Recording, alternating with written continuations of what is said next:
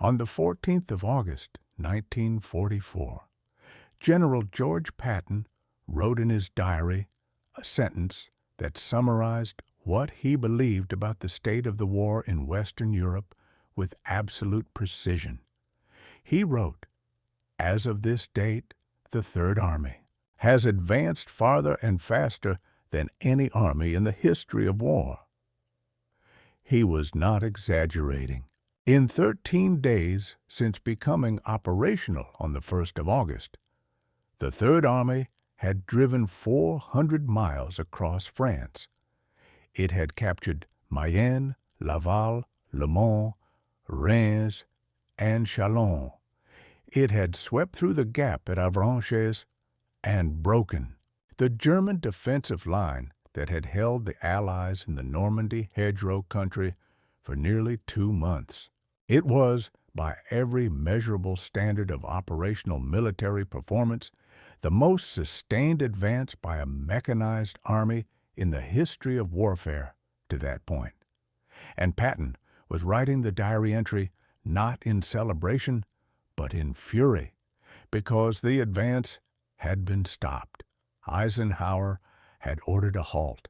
The fuel that the Third Army needed to continue moving east toward Germany had been redirected, first to Montgomery's forces in the north, then simply cut off as the Allied supply system, which had been designed for an advance of 10 to 15 miles per day, collapsed under the pressure of an advance running at 40 to 50 miles per day. The logistics infrastructure, the Red Ball Express truck convoys, the Normandy Beach supply dumps, none of it had been built for what Patton was doing, but Patton did not believe the supply system was the real problem. He believed the real problem was a decision Eisenhower had made about strategy, a decision about how to end the war, and he believed that decision was wrong. He believed it was the most consequential mistake that would be made in the entire European campaign. He believed, with the specific fury of a man who is watching an opportunity close in real time while his superiors debate what to do about it, that the war in Western Europe could be over before Christmas.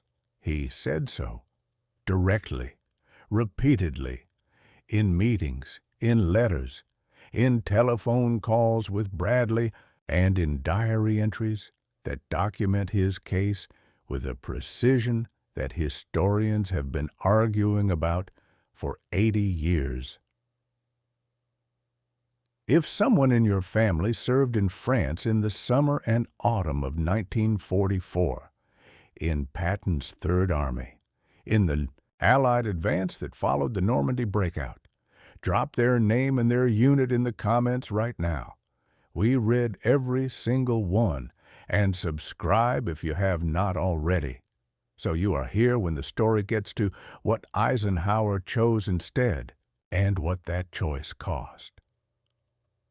George Patton was not a man who believed in caution. He had never believed in caution. He had spent 40 years building a military philosophy around a single idea. That speed was the decisive factor in warfare, that an army which moved faster than the enemy could respond would always defeat a stronger army that was moving carefully and methodically, and that the greatest sin a commander could commit was to stop when the enemy in front of him was still capable of being pursued. He had developed this idea from reading. He had read every major military theorist and historian in the Western tradition, and what he had drawn from them was not a balanced appreciation of the factors that determine military outcomes. He had drawn a specific lesson. Napoleon won by moving faster than his opponents. Frederick the Great won by concentrating force at the decisive point before his opponents could respond. Jackson in the Shenandoah Valley won because his infantry moved at speeds his opponents believed were physically impossible. The pattern was consistent, and Patton had internalized it as doctrine. He had also observed, in his own career, what happened when armies stopped. After the victory at El Guetar in Tunisia, the Second Corps had been pulled back and its momentum dissipated while the Allied command debated what to do next. In Sicily, the window to trap the German garrison before it evacuated to the Italian mainland had been missed because the Allied advance was too slow and too methodical. Every time he had watched an opportunity close in real time, it had closed because someone above him had chosen caution over momentum. By August of 1944, he had 4 years of evidence to support the argument he was making, and he had the specific evidence of the 6 weeks since August 1st. 400 miles in 30 days, the fastest advance in the history of mechanized warfare, to support the claim that the Third Army, properly resourced, was capable of driving further and faster than anyone above him in the command structure was willing to sanction. George Patton was not a man who believed in caution. He had never believed in caution.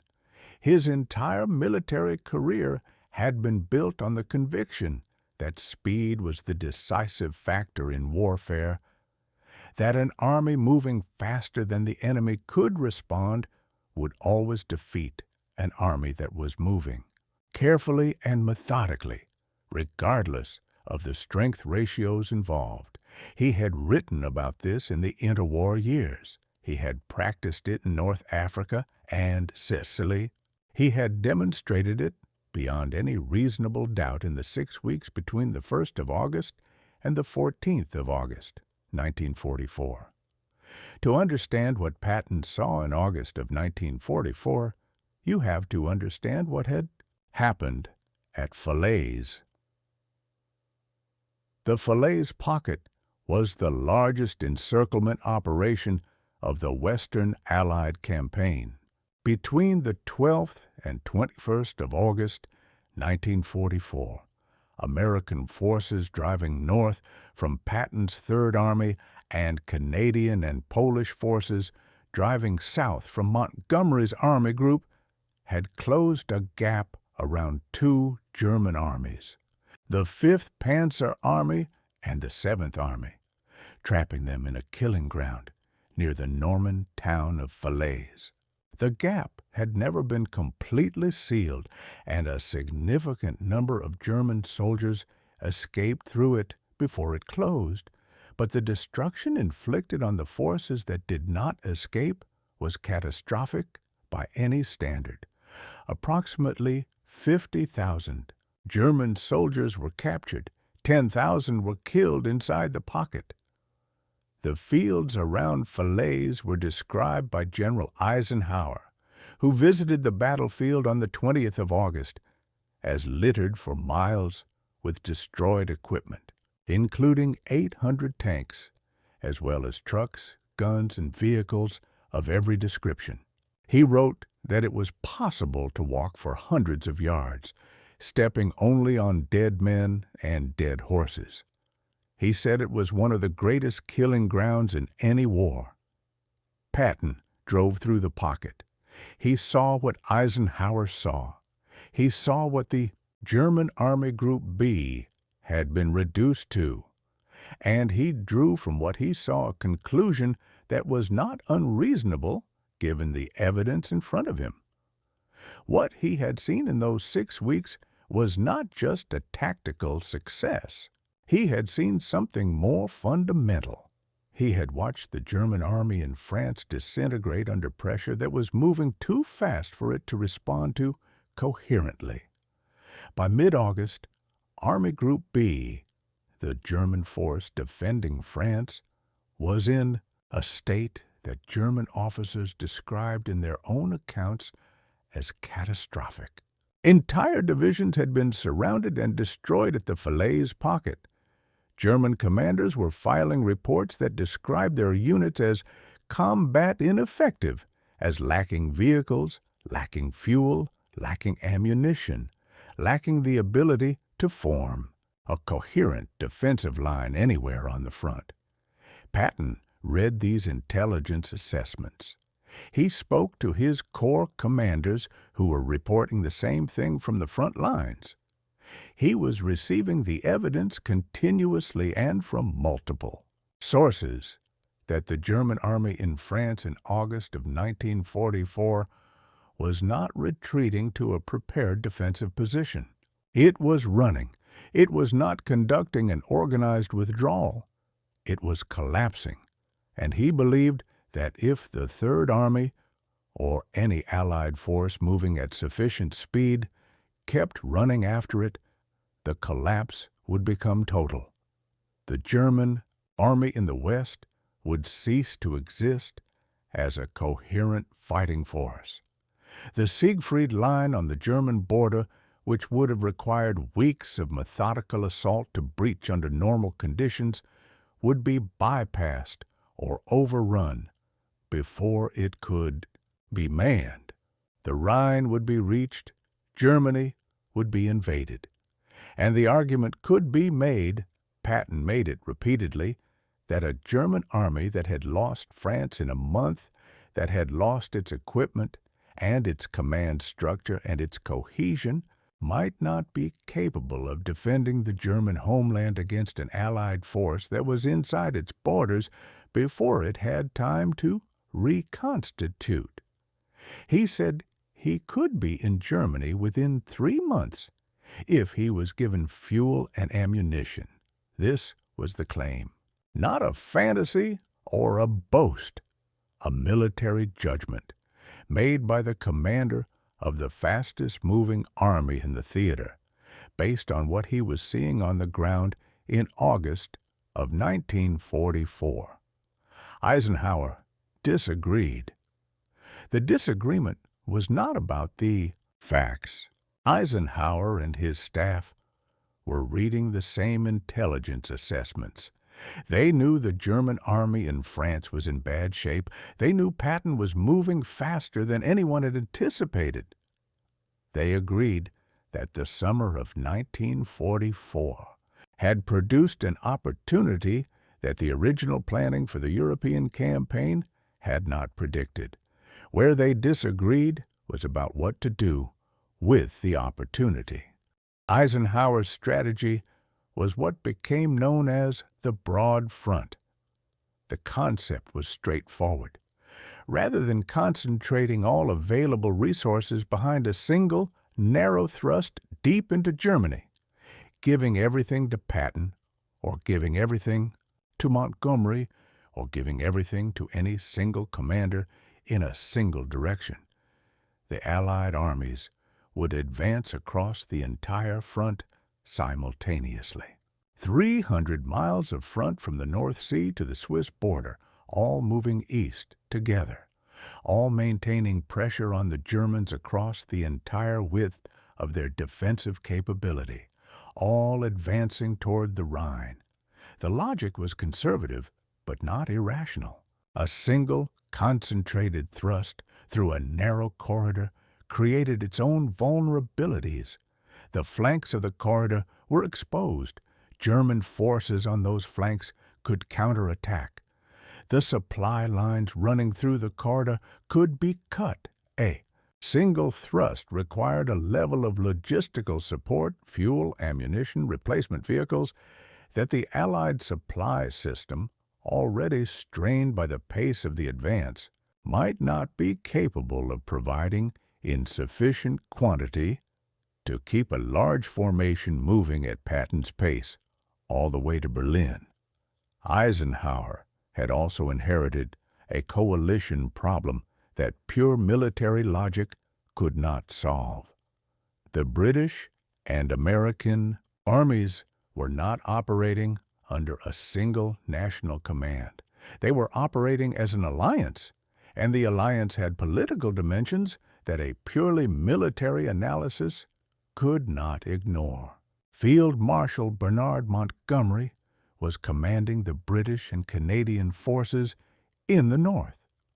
Montgomery had been arguing since August that the correct decision was to give his 21st Army Group, the Northern Force, everything it needed for a single concentrated thrust through Belgium and the Netherlands toward the Ruhr industrial heartland of Germany.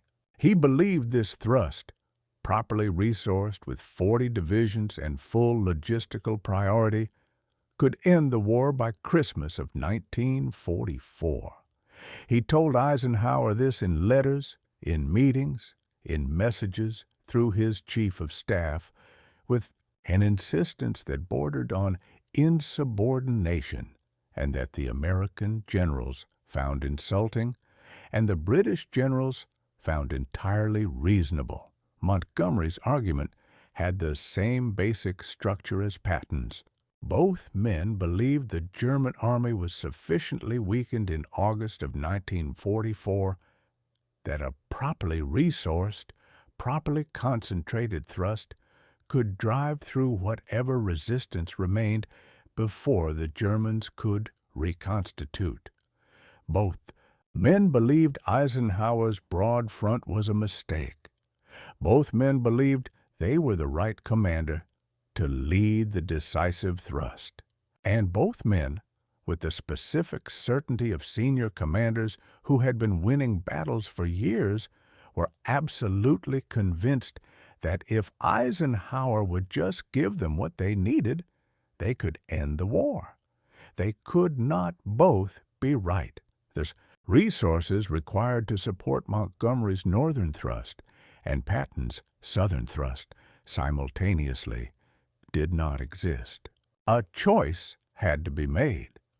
Eisenhower made the choice not to choose, to advance everywhere, resource neither thrust decisively, and maintain pressure across the entire front while the supply situation was resolved. Bradley, Eisenhower's ground commander and Patton's direct superior, privately agreed with Patton that the American thrust in the South offered the better opportunity. He believed that Patton's momentum and the disorganization of the German forces on the Southern Front gave the Third Army a genuine chance to break through to Germany in September. But Bradley was operating within the constraints of the coalition and within the constraints of his relationship with Eisenhower, and his private views did not translate into the logistical priority that Patton's argument required.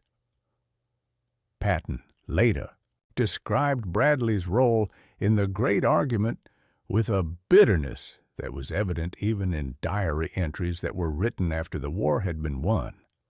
He believed Bradley had failed to fight hard enough for the Third Army's resources.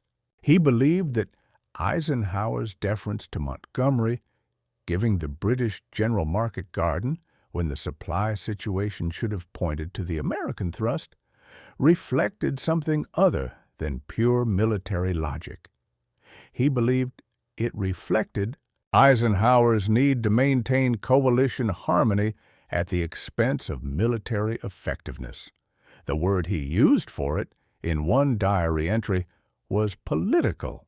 Montgomery was arguing, with equal forcefulness and equal conviction, that he should receive all available resources for a single northern thrust through the Netherlands, toward the Ruhr, the industrial heartland of Germany, which would cut off the German armies further south and end the war within weeks.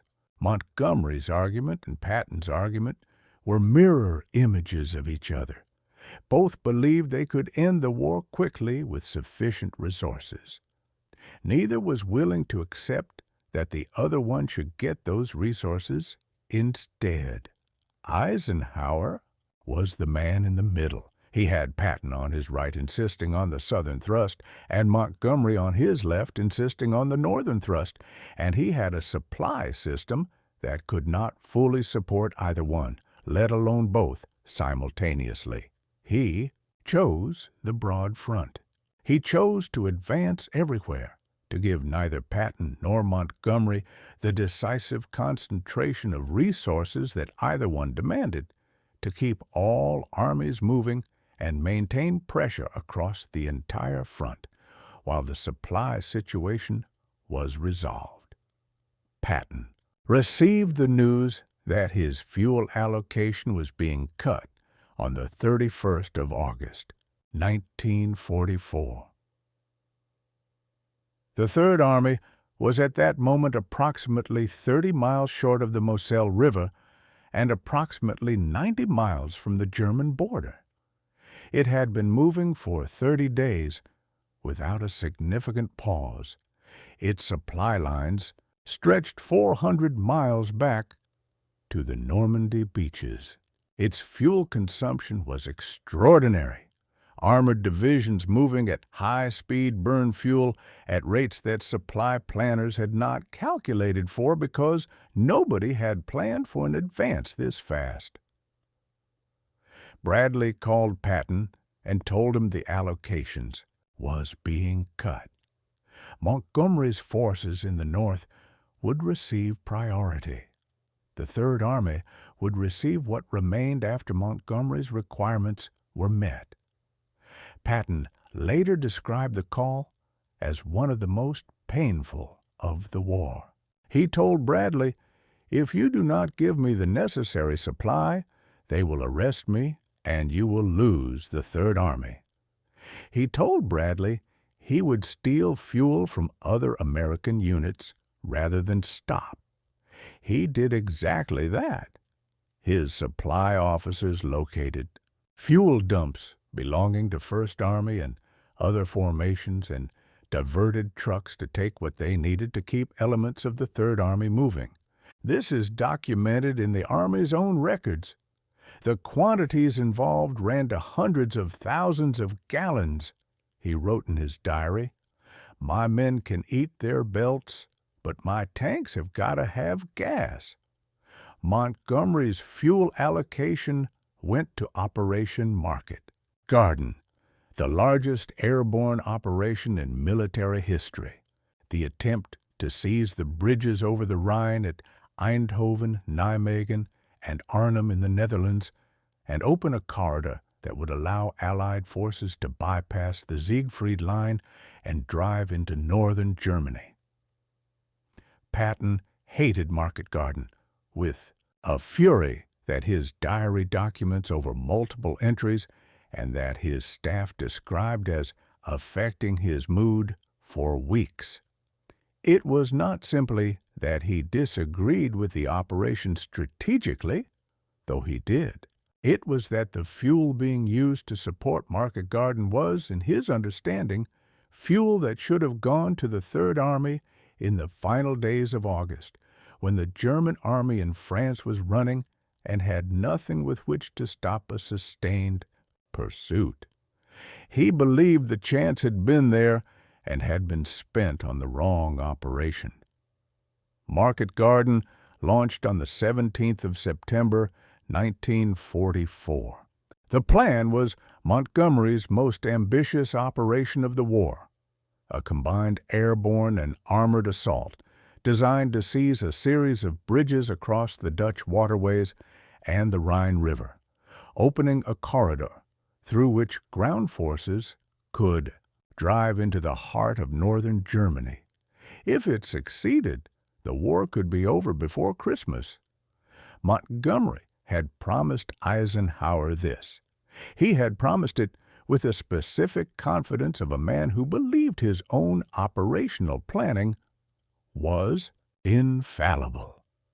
Market Garden launched on the 17th of September, 1944. 17,000 Allied paratroopers were dropped into the Netherlands. The Eindhoven Bridge was taken. The Nijmegen Bridge was taken. The Arnhem Bridge, the one that mattered, the one called a bridge too far by the commander of the British 1st Airborne Division, was not taken. German forces, including 2 Waffenschutzstaffel Panzer divisions that Allied intelligence had placed in the area and then discounted, were in position and fought the British paratroopers at Arnhem with a ferocity that destroyed the 1st Airborne as a fighting formation. Of the 10,000 men who were dropped at Arnhem, only approximately 2,400 made it back to Allied lines. Market Garden had failed. The northern route into Germany was not open. The fuel that had gone to Montgomery had not produced the result Montgomery had promised. Subscribe right now if this story is giving you something. Every like and subscription tells the algorithm this is a story worth showing to more people. A new story every week, the decisions history glossed over, given the weight they deserve. Patton received word of the Arnhem failure with an expression that his staff described as unsurprised but not satisfied. He did not say he had told them so, at least not publicly. He said it in his diary. He wrote that the greatest mistake he believed Eisenhower had made in the entire war was halting the Third Army in September. He labeled it in those terms the momentous error of the war. He wrote that if he had been given the fuel and ammunition, he could have been in Germany before the German army had time to man the Siegfried Line. He wrote that the opportunity existed in September and that it had been missed. In the weeks that followed Market Garden, the front in Western Europe settled into the grinding attritional warfare of the autumn and early winter, the exact opposite of everything Patton had predicted could be avoided.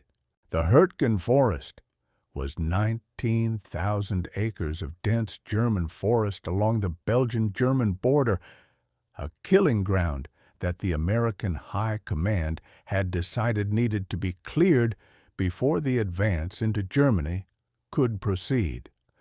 The tactical logic was that German forces in the forest could threaten the flank of any advance toward the Rhine. The operational reality was that the Hurtgen was the worst possible terrain for the kind of warfare the American army was designed to fight.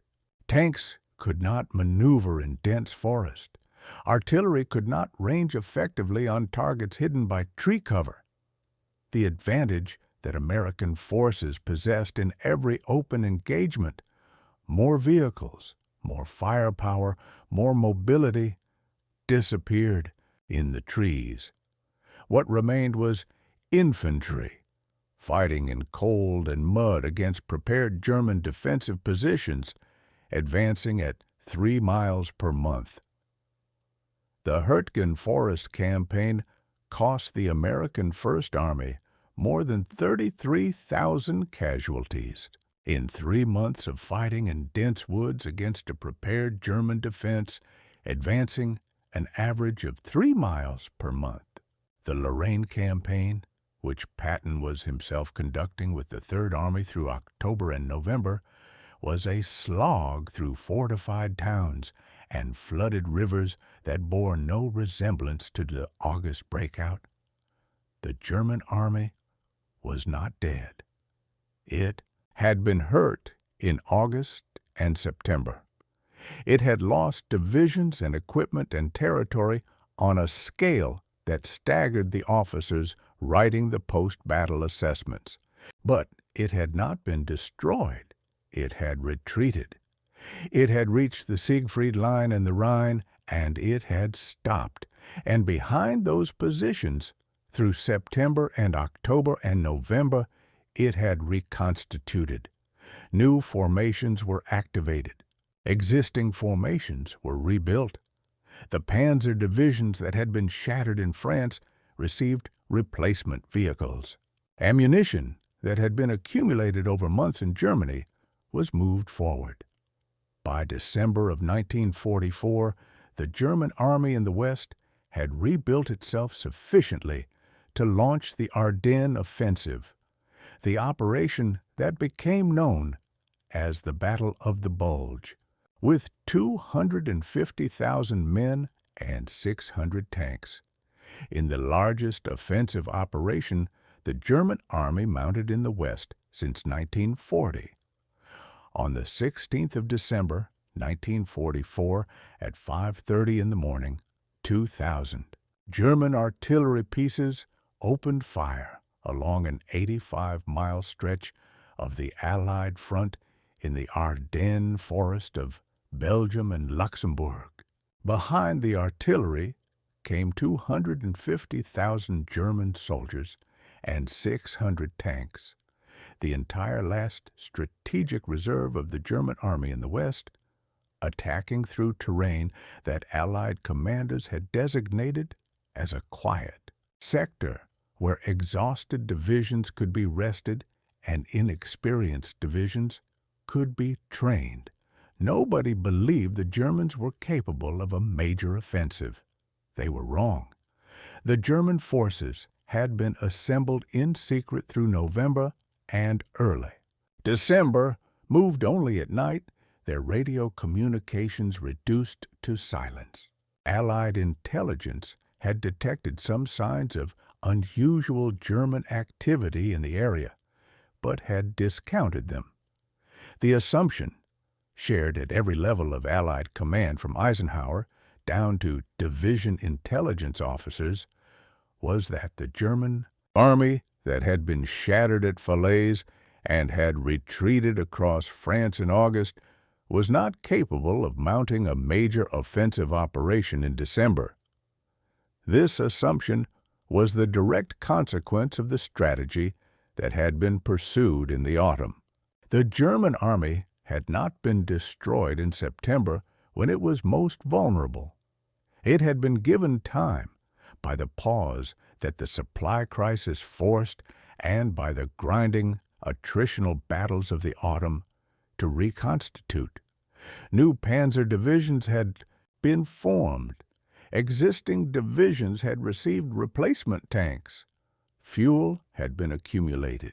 The plan for the offensive, which Hitler himself had conceived and insisted upon over the objections of his senior generals, had been prepared in the time that the broad front strategy had provided. Patton understood immediately when the first reports of the German attack reached him on the 16th of December what had happened. He said, according to his aide who was present, "This thing started the moment we stopped." He meant September. He meant the fuel cutoff. He meant Market Garden. He meant the broad front. He had predicted in various forms throughout the autumn that the German army would use the time the Allied pause had given it. He had written in his diary in October that the Germans were reconstituting behind the Siegfried Line, and that the longer the Allied pause continued, the stronger the German defensive position would become. He had been told to stop worrying about the Germans reconstituting and to concentrate on his own front.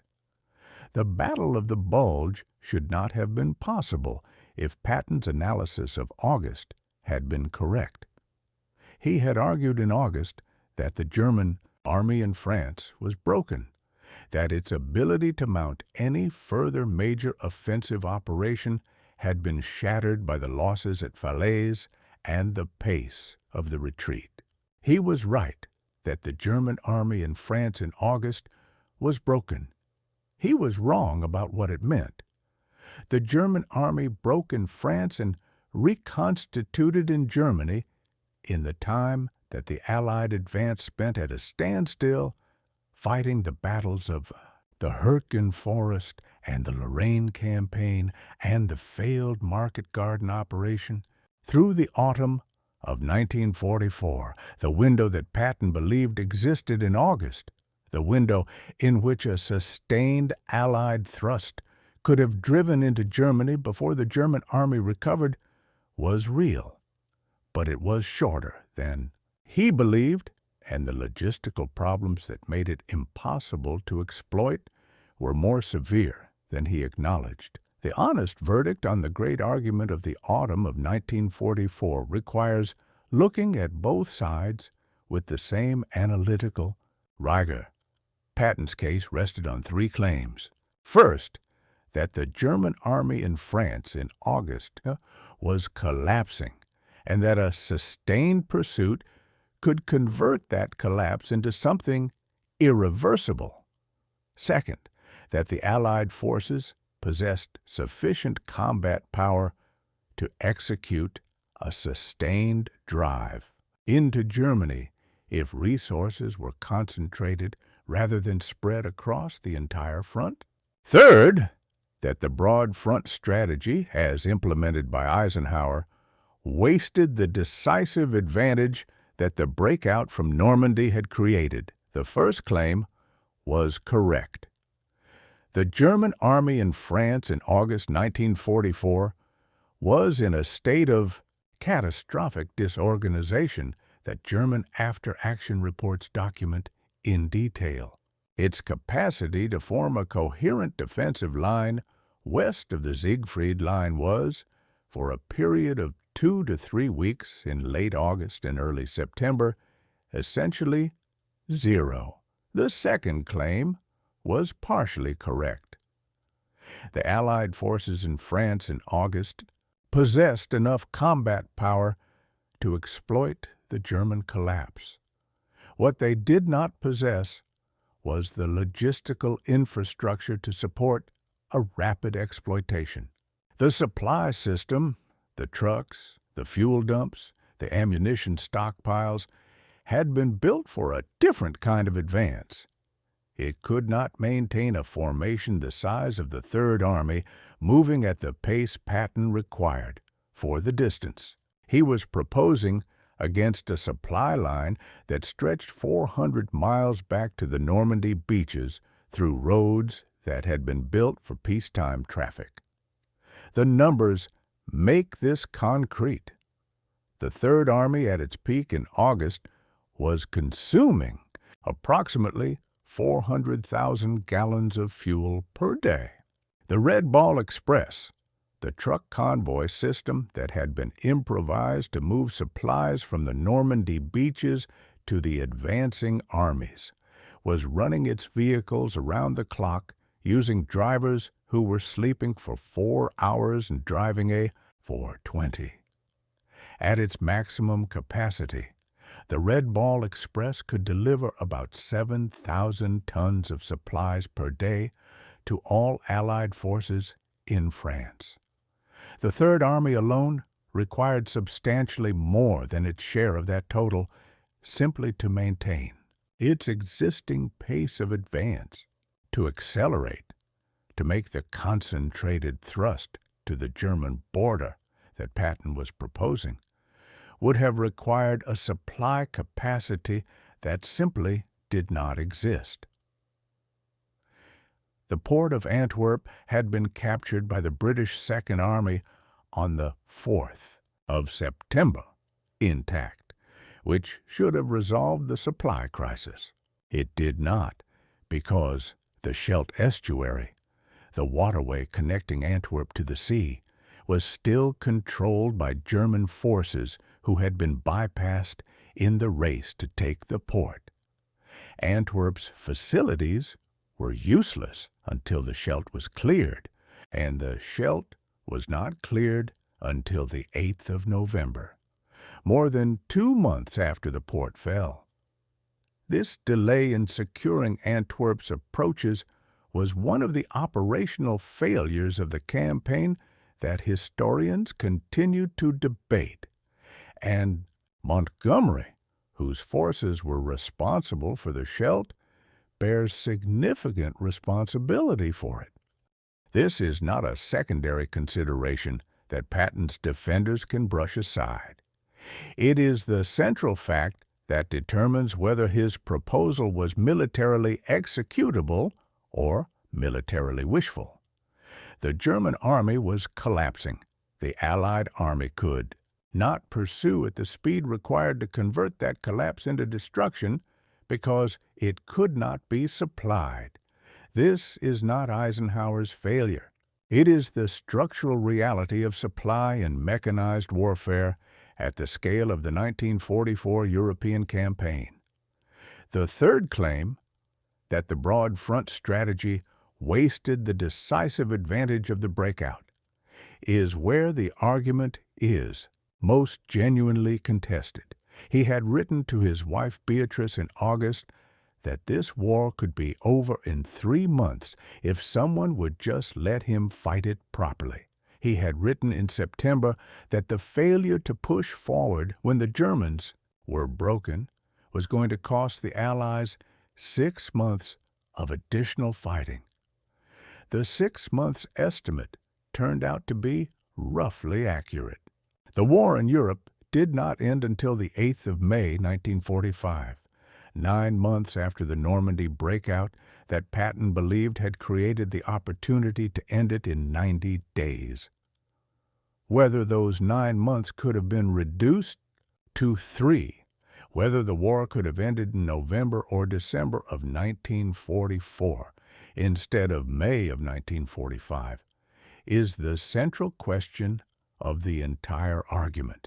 And it is a question that the historical record cannot definitively answer, because the strategy Patton was proposing was never tried. Eisenhower's critics, including historians who have spent decades studying the campaign, argue that the broad front was a political compromise rather than a military strategy, that Eisenhower was managing the relationship between Patton and Montgomery rather than executing a coherent operational plan, that the result, the grinding attritional battles of the autumn, the Battle of the Bulge, the delay of final victory until May of 1945, represents the cost of choosing politics over strategy. Eisenhower's defenders argue that the broad front was the only executable option given the supply situation, that neither a southern thrust behind Patton nor a northern thrust behind Montgomery could have been sustained logistically across the German border in September of 1944, and that the claim of ending the war in 90 days, or by Christmas, while emotionally satisfying, was operationally unsupportable. The argument has never been resolved. It cannot be resolved because the counterfactual, the advance that was not made, the concentration of resources that was not ordered, does not have a documented outcome. We know what happened when Eisenhower chose the broad front. We do not know what would have happened if he had chosen Patton's thrust, because Patton's thrust was never tried. What we do know is this: Patton's Third Army, from the 1st of August to the 9th of May 1945, covered more ground, captured more prisoners, and sustained fewer casualties per mile advanced than any other Allied formation in the European theater. Its record is the best available evidence of what Patton's operational method produced when applied with adequate resources. Whether that method, applied with maximum resources in September of 1944, would have ended the war before Christmas, whether the 90 days he claimed were attainable, remains the great, unresolved argument of the entire campaign. Patton never stopped believing he was right. He said so in his diary through the autumn of 1944, through the Battle of the Bulge, through the Rhine crossing, through the final drive to the Czech border. He was still saying it when he was assigned to compile army records in Bavaria after the war, still saying it in the letters to his wife Beatrice in November and December of 1945. He died without the argument being settled. Patton's own record provides the most compelling circumstantial evidence for his argument. His Third Army, from August 1st to the end of the war, consistently demonstrated that German forces could be outmaneuvered, outrun, and destroyed when Allied forces moved at the pace Patton demanded. The pivot at Verdun in December, 90 degrees in 72 hours, 112 miles through winter to relieve Bastogne, demonstrated that the operational capacity Patton had claimed for his army in August was real, not a boast. The army, he said, could drive to Germany in September, actually drove to the Rhine in March, and did it faster than anyone had scheduled.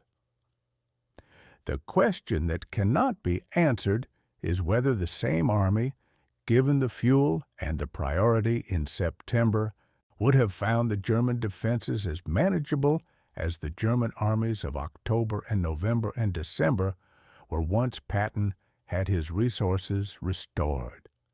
The German army that Patton was chasing in September was more disorganized than the one he faced in the autumn, but the distance to Germany was also greater. The supply lines were longer, and the German defensive positions on the border were more prepared than the open French countryside, through which the Third Army had been racing, the men who were fighting in the Hürtgen forest in October and November of 1944, the men who were dying at 3 miles per month in dense woods against a prepared German defense, did not know they were the men who might have been driving into Germany. In September, if a different decision had been made, they knew the trees, they knew the cold, they knew the mud. Patton wrote in his diary on the 31st of August, the day his fuel was cut. It is such a pity that it takes so long to find out which are the horses' asses and which are the horses. He did not elaborate on which category he had assigned to the men who made the decision. He did not need to. 80 years later, the argument continues. The historians who believe Patton was right and the historians who believe Eisenhower was right are both still writing books about the autumn of 1944. The men who were there are gone. The opportunity, if it was real, has been gone since September of 1944. That is the story.